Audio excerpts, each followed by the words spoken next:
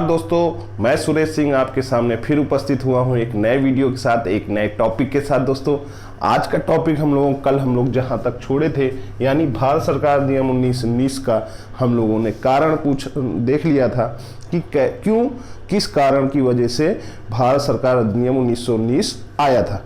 तो आज फिर उसी को रिपीट कर लेते हैं। भारत सरकार अधिनियम 1919 इसलिए आया था कि एक तो स्वशासन की मांग को उन्होंने पूर्ण नहीं किया था।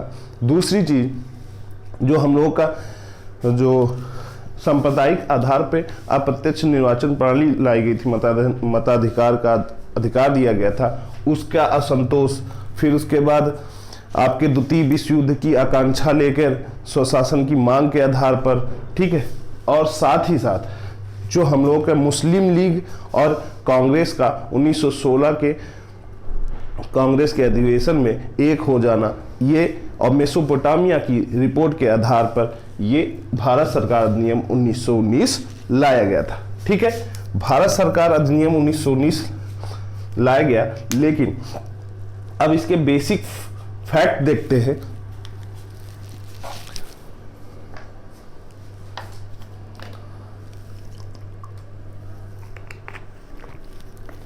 बेसिक फैक्ट देखते हैं।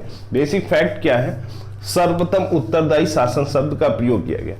अब 1919 के जो है 1919 के संविधान में जब द्वितीय विश्व युद्ध के लिए भारत के सैनिकों और भारतीयों की आवश्यकता हुई, तो अंग्रेजों ने अपने दिमाग से उन्हें एक लालच देने के लिए क्या किया?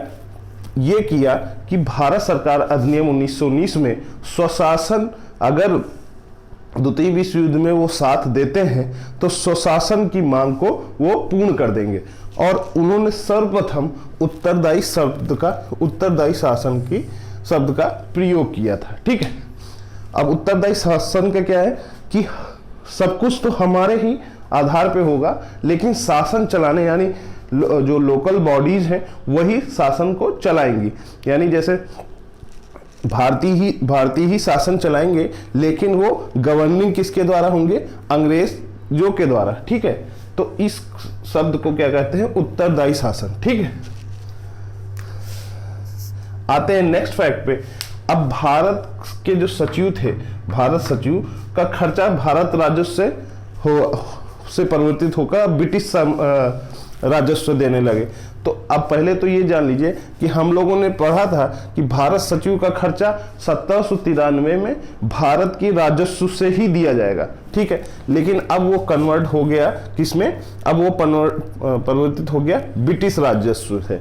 यानी अब हमारे जो अधिभार था हमारे राजस्व, यानी भारतीयों के राजस्व पे जो अधिभार था, उसको हटा के अब ब्रिटिश राजस्व मतलब उनके ऊपर दे दिया गया।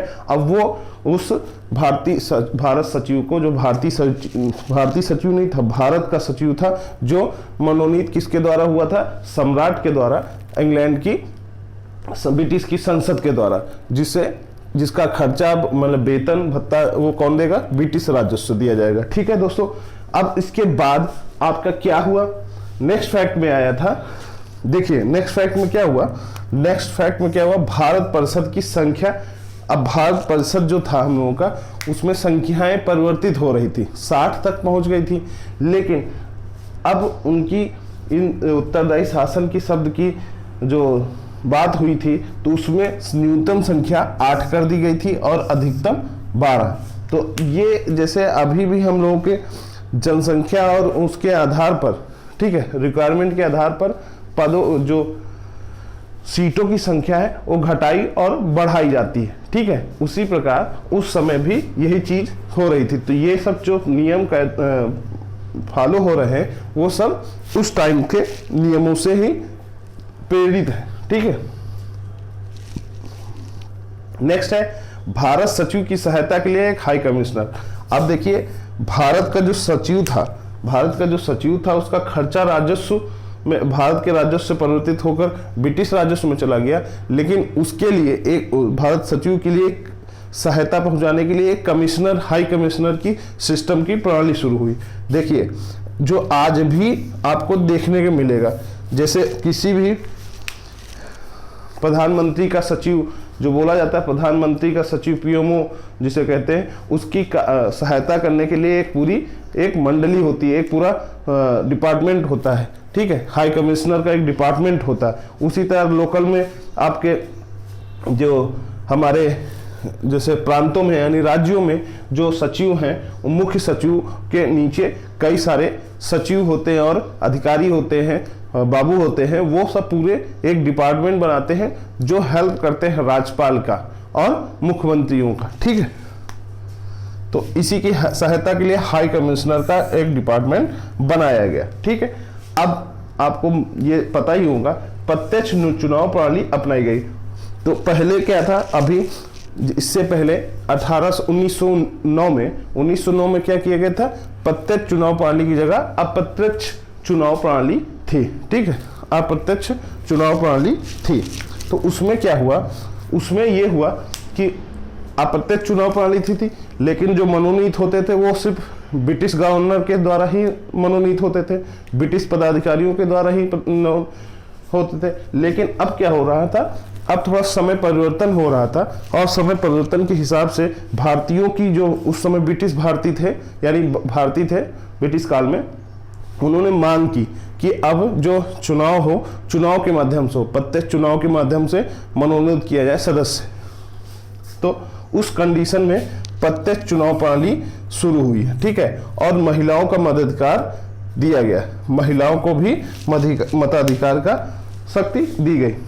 उसी चीज की लड़ाई आज भी चल रही, देखिएगा जो संसद में है वो महिलाओं के आरक्षण की बात करती है, महिलाओं को उनके आरक्षण की बात करती है कि हाँ जो संसद है उसमें 1/3 महिलाएं हों, और उस चीज के लिए गवर्नमेंट और सरकार जो होती है वो उस चीज के लिए प्रतिबद्ध है, वो करती रहती है। देखिए अब ज़्यादा से ज़्यादा चुनाव जो है वो लेडीजें यानी महिलाएं लड़ने की कोशिश करती हैं, लड़ती हैं, ठीक है।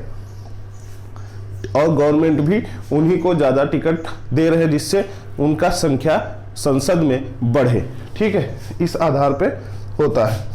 तो दो चीजें हो गई, एक प्रत्यक्ष चुनाव प्रणाली अपनाई गई और दूसरी महिलाओं को भी मताधिकार। पहले तो क्या होता था, मताधिकार, अब तो वो चुनाव लड़ सकती थी पहले तो मत देने का भी अधिकार नहीं, यानी जैसे आज हम लोग चुनाव करते हैं तो महिलाएं भी वोट देती हैं, लेकिन अभी भी उतनी स्वतंत्रता नहीं है, ठीक है। लेकिन तब तो उस समय 1919 में क्या हुआ था, 1919 में मताधिकार देने का भी उनके पास अधिकार नहीं था, मत देने का भी अधिकार नहीं था, ठीक है। अब आते हैं हमारे नेक्स्ट फैक्ट में। नेक्स्ट फैक्ट क्या कह रहा है हमारा, सांप्रदायिक आधार पर निर्वाचन प्रणाली सिखों पर भी लागू हुई। देखिए अब आपको ये चीजें पता ही होंगी। 1909 में उन्होंने क्या किया था, 1909 में उन्होंने क्या किया था कि जो मुस्लिम को एक अप्रत्यक्ष चुनाव प्रणाली और अप्रत्यक्ष चुनाव के लिए और मताधिकार के लिए उन्होंने इस चीज को लागू किया था, ठीक है। निर्वाचन प्रणाली जो है वो अप्रत्यक्ष रूप से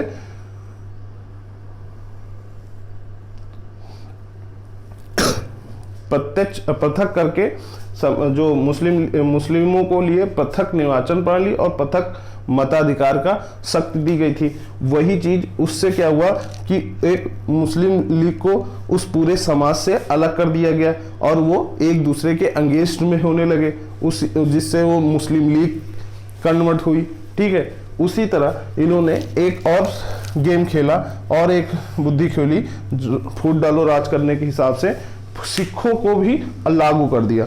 ये चीज किस पे लागू कर दी, सांप्रदायिक आधार पर निर्वाचन प्रणाली किस पे लागू कर दी, सिखों पर भी लागू कर दी। अब ये सिख जो थे उनको भी अलग कर रहे थे, अलग करके उन पूरी भारतीयों में बंटवारा टाइप का कर रहे थे, अलग अलग पृथक कर रहे थे, ठीक है।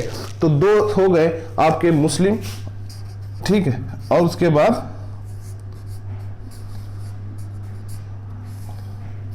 बाद सिख, ठीक है। ये दो हो चुके हैं, दो जो है उस पूरे भारतीय समाज से अलग उनको अधिकार देने लगे, जिससे वो अपने आप को एक सुपीरियर की भावना आने लगे और वो एक दूसरे से लड़ने लगे। अब आते हैं नेक्स्ट में। नेक्स्ट है केंद्र में द्विसदनात्मक विधायिका स्थापित हुई। जैसे आज की डेट में आप देख रहे होंगे 2 सदन है, एक राज्यसभा एक लोकसभा, निम्न सदन और उच्च सदन। उसी प्रकार ये जो आज की डेट में उच्च सदन और निम्न सदन है वो कहाँ से लिया गया है, वो 1919 के भारत सरकार अधिनियम से लिया गया है दोस्तों। क्यों?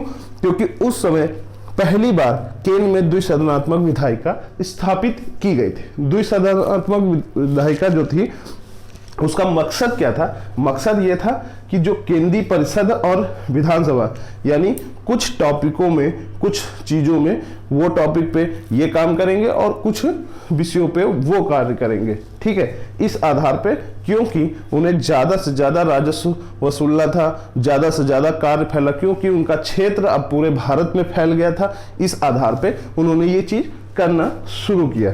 ठीक है, तो पहले तो उन्होंने राज्य परिषद गठित की, केंद्रीय परिषद यानी राज्य में, और विधानसभा। ठीक है, 2 सभाओं की, एक राज्य परिषद और दूसरा विधानसभा। अब राज्य जो परिषद बनी थी यानी केंद्रीय परिषद बनी थी उसमें उसको क्या कहते थे? उच्च सदन। क्या कहते थे? उच्च सदन। उसमें सदस्य संख्या कितनी थी? 60। कितनी संख्या थी? 60।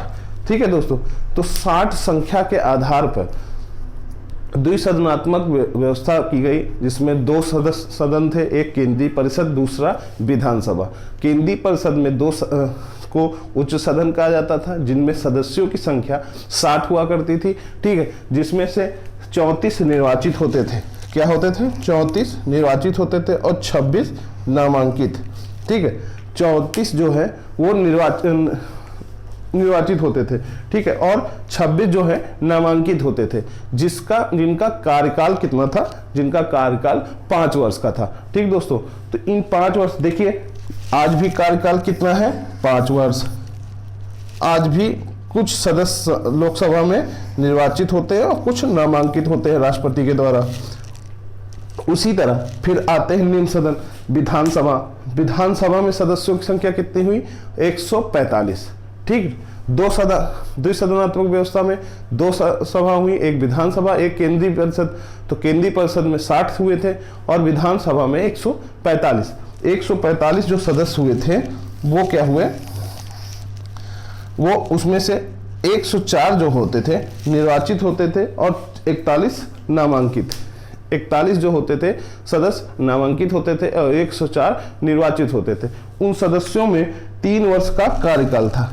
उन सदस्यों का कार्यकाल कितना था? 3 वर्ष। ठीक है, तो क्या क्या किया? एक तो उत्तरदायी शासन के शब्द की पहली बार शुरुआत हुई। उसके बाद भारत के सचिव का खर्चा ब्रिटिश राजस्व से देने लगे। फिर उसके बाद भारत परिषद की संख्या जो है वो घट के न्यूनतम 8 अधिकतम 12 हो गई। फिर भारत की सचिव की सहायता के लिए एक हाई कमिश्नर का गठन हुआ।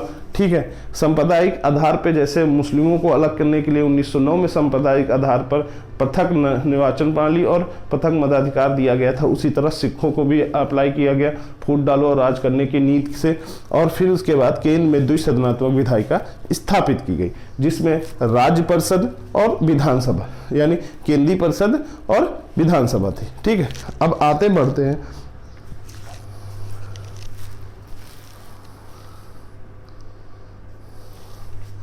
अब आगे बढ़ते हैं। दोनों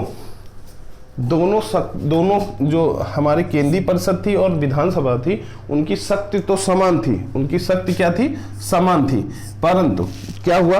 बजट में उन्होंने क्या किया? विधानसभा को अधिक शक्ति दे देगी। उसकी स्वीकृति के बिना बजट पास नहीं होगा। ठीक है, तो इसी तरह आज भी देखिए लोकसभा और राज्यसभा और राष्ट्रपति, ये 3 सदन के 3 भाग हैं, जिसमें से लोकसभा अगर किसी बजट को पेश करती है तो लोकसभा उसको पास करने के बाद राज्यसभा में कुछ समय के लिए ही भेजती है। 14 दिन के लिए वो भेजती है। अगर वो स्वीकार किए तो ठीक है, नहीं किए तो वो वापस आता है और वो लागू हो जाता है। ठीक है, राष्ट्रपति इस बजट को पहले ही देख लेता है और उसके द्वारा ही उस लोकसभा में रखा जाता है। ठीक है, तो उसी प्रकार बजट में विधानसभा को अधिक शक्ति दी गई थी जैसे लोकसभा को दी गई थी, ठीक है, निम्न सदन। और आज भी निम्न सदन कौन है? लोकसभा यानी विधानसभा, ठीक है। उस टाइम का विधानसभा, आज का लोकसभा में बजट में शक्ति किसको अधिक है? विधानसभा को, ठीक है।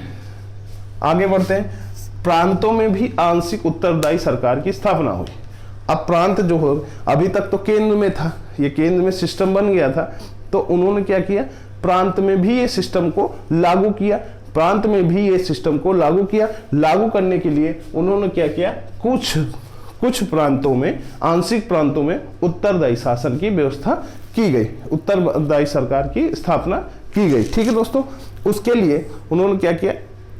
द्वैध शासन की पद्धति अपनाई, द्वैध शासन की पद्धति अपनाई, ठीक है। उसमें क्या 8 प्रमुख जो प्रांत थे, 8 प्रमुख प्रांत थे, उनमें जो है वो गवर्नर प्रांत कहा जाता था।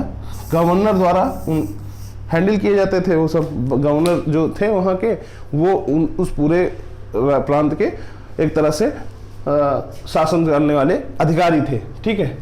वो उन्हीं के आधार पे ये 8 प्रांतों पे 8 गवर्नर प्रांत कहा जाता था। उस वहीं पर द्वैध शासन यानी द्वैध शासन की पद्धति कैसे? केंद्रीय परिषद जैसे 2 सृजनात्मक व्यवस्था हुई, वैसे द्वैध शासन का भी शुरुआत हुई, ठीक है दोस्तों। अब आते हैं नेक्स्ट फैक्ट में। नेक्स्ट है केंद्र और प्रांतों के मध्य प्रशासन विषयों का बंटवारा हुआ।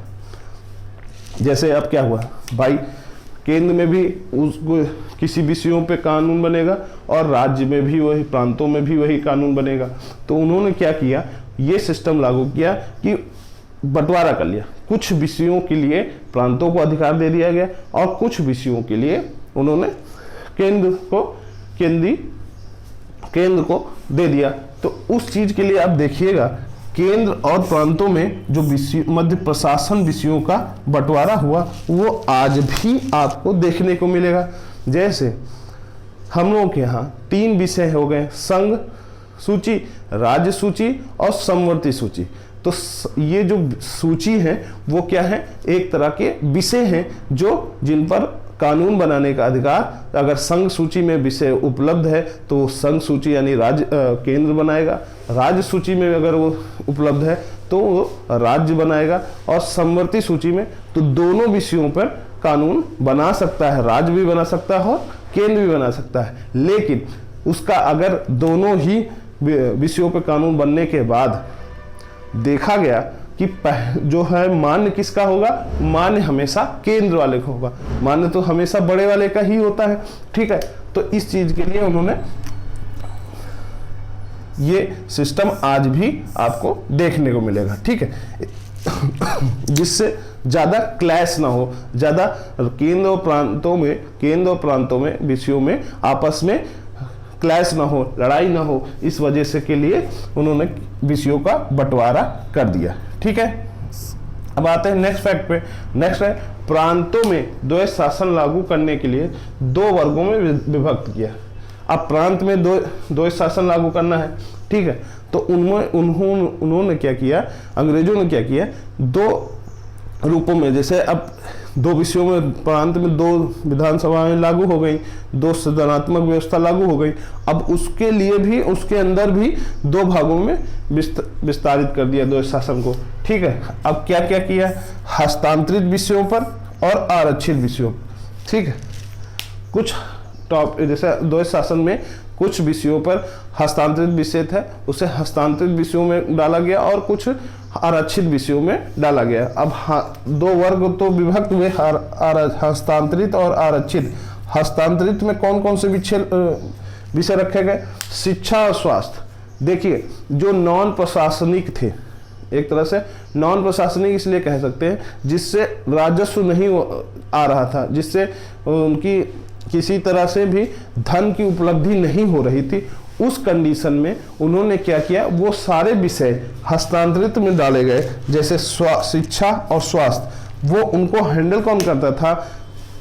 गवर्नर, भारत के गवर्नर और जो भारतीय सदस्य थे उनके द्वारा, यानी भारतीय मंत्रियों को की सहायता से गवर्नर शिक्षा और स्वास्थ्य के विषयों पर कानून नियम बना सकता था, देखिए आप खुद सोचिए कि जो अंग्रेज आए थे उनका मकसद क्या था। उनका मकसद सिर्फ एक ही था कि ज़्यादा से ज़्यादा धन उपलब्ध हो, धन उत्पत्ति हो इस देश से। ब्रिटिश भारत में ये इनका एक ही मकसद था कि वो ज़्यादा से ज़्यादा धन उपलब्ध कराए, ज़्यादा से ज़्यादा राजस्व कलेक्ट करें और अपने देश को समृद्ध करने के लिए उन्होंने क्या किया, वो टॉपिक पे भारतीय मंत्रियों की सहायता ली, जो उनके ही लोगों को यानी भारतीयों को ही सुविधा मिले और उससे पैसे ऐसे रुपए का कोई रिश्ता नहीं था। उन सब चीज़ों को लिया, जैसे शिक्षा, ठीक है, स्वास्थ्य। अब आपको एक और अंदरूनी बात बताते हैं जो डीप में, कि शिक्षा जो थी वो भारतीयों को पश्चिमी संस्कृत के आधार पर अंग्रेज अपनी सुविधा के अनुसार पर कि जो तैयार हो, जो वहाँ पर भारतीय अब नए युवक तैयार हो रहे हैं उनको हमें ज़्यादा समझाना ना पड़े, वो हमारी तरीके से ही काम करें, उस आधार पे उन्होंने क्या किया, एक शिक्षा का गठन किया। वो पूरा हम आपको बताएंगे जब हिस्ट्री पढ़ाएंगे, तो शिक्षा का पूरा आयोग जो गठन हुआ था वो सब हम बताएंगे आपको, ठीक है। तो शिक्षा का हो गया और स्वास्थ्य का, ये सब भारतीय मंत्रियों की सहायता से गवर्नर करता था। तो ये जो विषय बनाए गए हस्तांतरित में, इसीलिए विभक्त हुआ अंग्रेजों के द्वारा, इसीलिए विभक्त हुआ द्वैध शासन में कि भाई सभी टॉपिक पे अगर उनको अधिकार दे दिया गया भारतीयों को, तो वो हमारे राजस्व वसूली में और राजस्व कलेक्ट करने में हस्तक्षेप करेंगे जो हमारे लिए हानिकारक हो। उन्होंने पहले ही सेपरेट कर दिया, ठीक है। अब आते हैं नेक्स्ट उसमें आरक्षित में देखिए कौन कौन टॉपिक रखे गए, राजस्व, न्याय, वित्त, पुलिस। अब देखिए ये चारों टॉपिक में राजस्व वसूल करना, राजस्व में अगर कोई दिक्कत होती न्याय के माध्यम से वसूली करना, न्याय के माध्यम से वसूली करना, या फिर वित्त के माध्यम से बजट पेश करके अपनी सुविधा अनुसार बजट को पेश करना, या फिर पुलिस जबरन वसूली करना किसी ने। ये चारों को अपने अंदर रखा आरक्षित विषयों पर, और उसको हैंडल कौन कर रहा था, गवर्नर जनरल और कार्यकारिणी परिषद, ठीक है।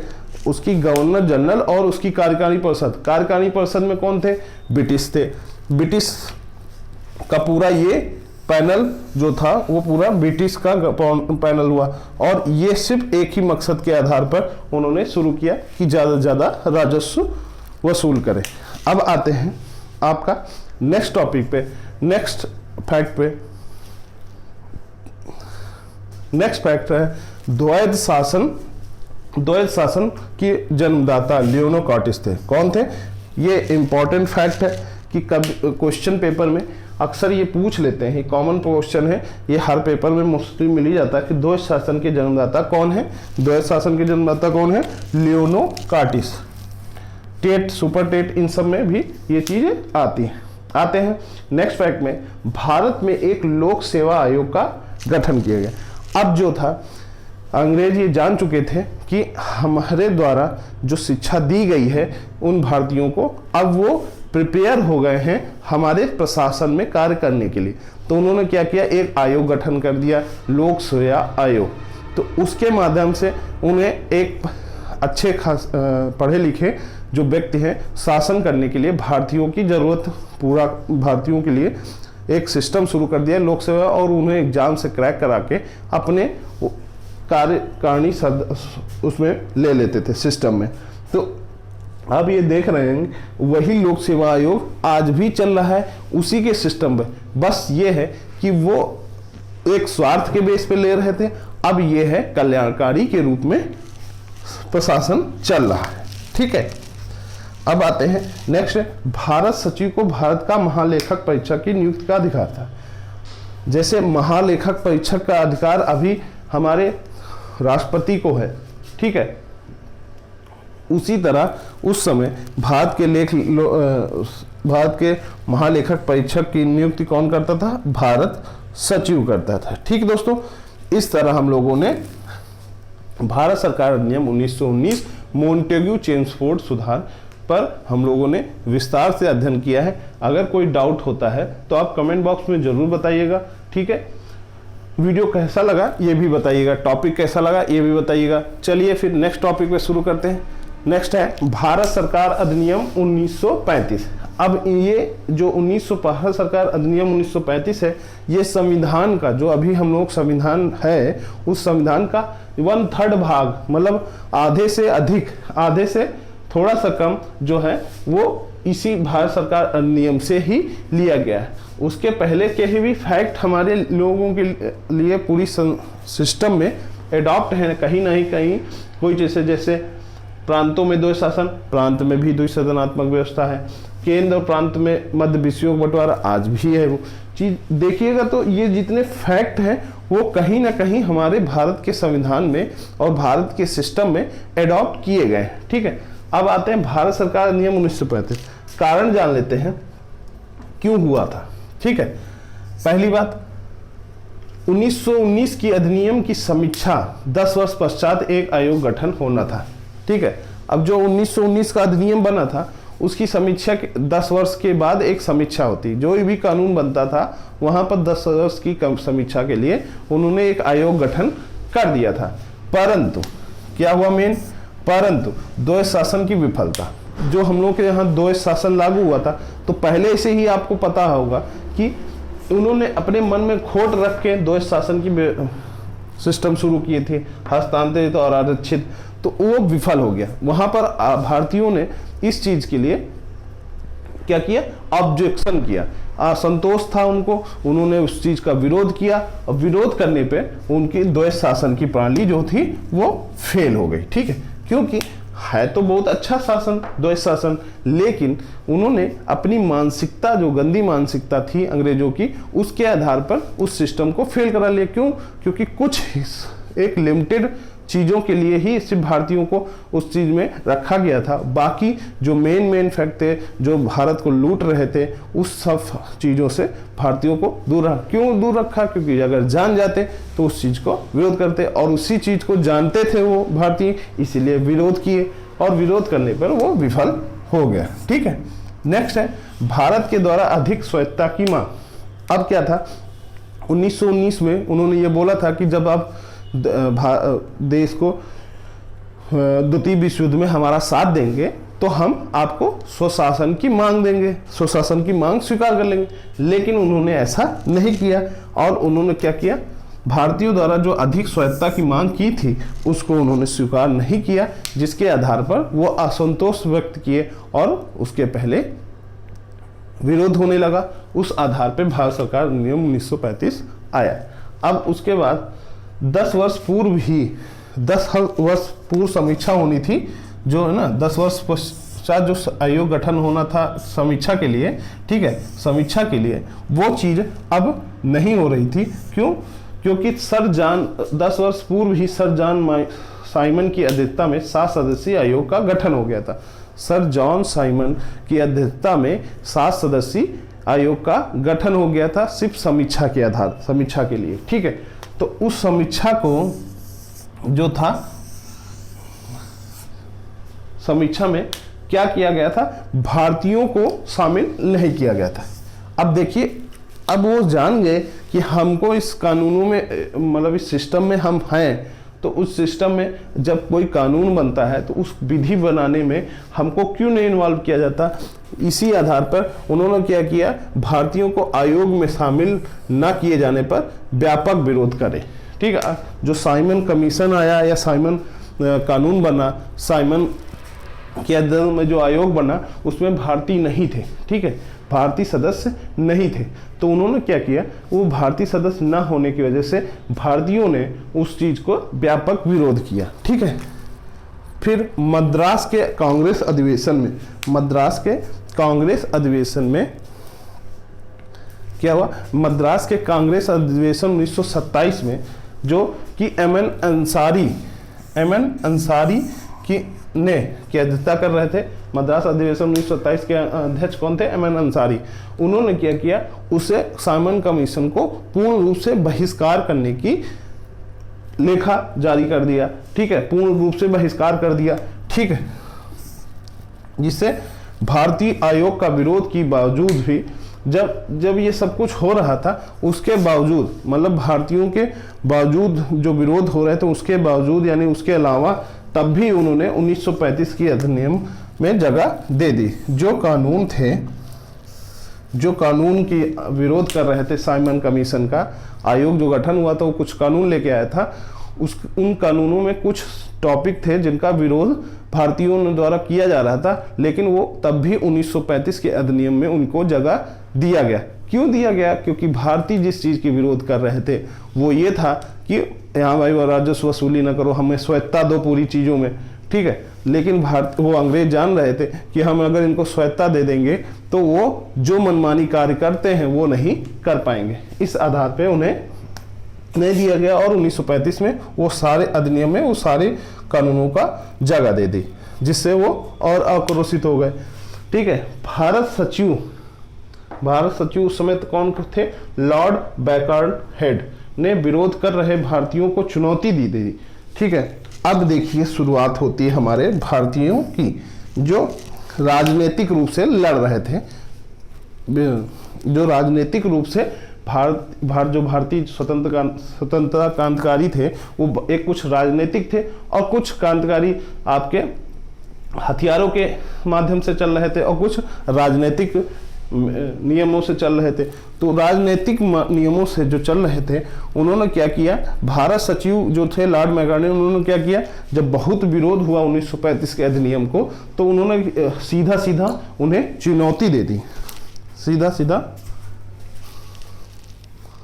उन्हें चुनौती दे दी। उन्हें चुनौती क्या दी? उन्हें चुनौती ये दे दी कि आप संवैधानिक मसौदा तैयार कीजिए, संवैधानिक मसौदा तैयार कीजिए, ठीक है। अब वो जो चुनौती थी उसको क्या किया, कांग्रेस ने स्वीकार कर लिया और मोतीलाल नेहरू की अध्यक्षता में 10 सदस्यीय नेहरू समिति बनाई गई, ठीक है। अब यहीं से शुरू होता है आपका भारतीय संविधान का रूपरेखा तैयार होना। अब लेकिन देखिए, भारत का जो संविधान तैयार हुआ था उसकी न्यू जो है बेसिकली 1935 के अधिनियम से ही शुरू हो गई थी, ठीक है। अब 1935 के अधिनियम से जब शुरू हुई थी, तो आप ये सोचिए वहाँ पर जो भारतीय कानून बना रहे थे, नियम लिख रहे थे, संविधान को लिखना शुरू किए थे, वो किससे ज़्यादा प्रभावित थे? ब्रिटिश संविधान से या ब्रिटिश कार्यशैली से और ब्रिटिश कार्यकारिणी। तो उन्होंने उसी भाव से ही अपने संविधान को भी रूपरेखा शुरू की। तो अब मोतीलाल नेहरू ने की अध्यक्षता में क्या हुआ, 10 सदस्यीय नेहरू समिति की रिपोर्ट बनी, ठीक है। नेहरू समिति की रिपोर्ट बनी और समिति की रिपोर्ट बनाई जो 10 अगस्त 1988, ये वेरी इंपॉर्टेंट फैक्ट है, सब ध्यान दीजिएगा, 10 अगस्त 1988 को प्रस्तुत किया गया, ठीक है। अब इसके बाद हम आगे विस्तार से पढ़ेंगे, क्योंकि अब जो आएंगे अधिनियम वो काफ़ी, जैसे आप देख रहे होंगे, भारत सरकार अधिनियम 1919 जो है हमारे 2 वीडियो में कंप्लीट हो रहा है। उसी तरह भारत सरकार अधिनियम 1935 हमारा भी एक नेक्स्ट वीडियो और आएगा, उसमें कंप्लीट करेंगे भारत सरकार अधिनियम 1935। उसके बाद 3 और अधिनियम बचते हैं, ठीक है, जिसमें से शिमला समझौता, क्रिप्स मिशन और कैबिनेट मिशन, ये सब शुरू आएंगे, ठीक है। उसके बाद हमारा संविधान बनना शुरू होगा 1947 में, ठीक दोस्तों। वीडियो कैसा लगा कमेंट बॉक्स में ज़रूर बताइएगा, कोई डाउट होता है तो आप कमेंट बॉक्स में ज़रूर बताइएगा।